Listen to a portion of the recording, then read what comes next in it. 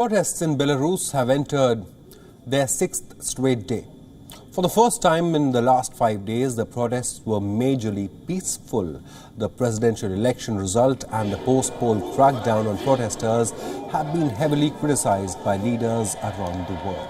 The European Union has now given the green light to impose new sanctions on the ex-Soviet country. The 27 EU members have decided to reject the election results that sworn in Lukashenko for the sixth time as Belarusian president.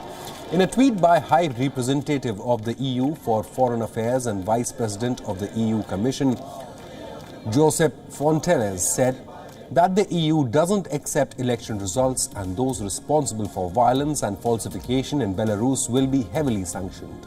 Meanwhile, President Lukashenko is calling on everyone to end the protests. He also said that the protests are being used to propagate anger against Belarus. Listen in. 14 число мы с вами встречаемся для того, чтобы запретил увольнять людей.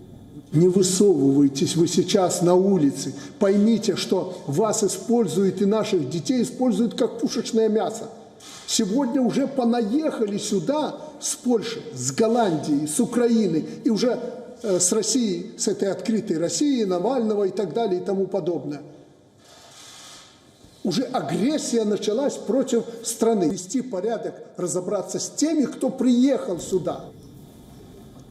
But people continue to take to the streets of Minsk for fresh round of protests. About 50 security personnel in riot gear dropped their shields and were embraced by anti-government protesters.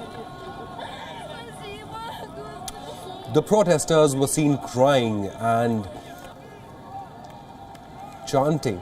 They were calling the security forces their brothers.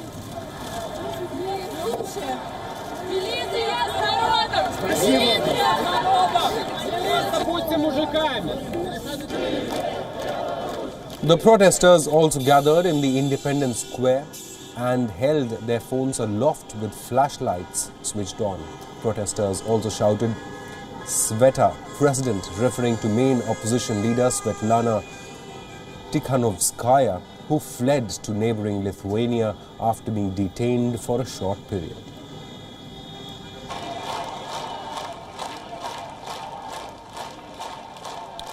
These demonstrations come after last week's election that led to a mammoth victory for President Alexander Lukashenko. People have also been openly criticizing the post-election crackdown by the security personnel.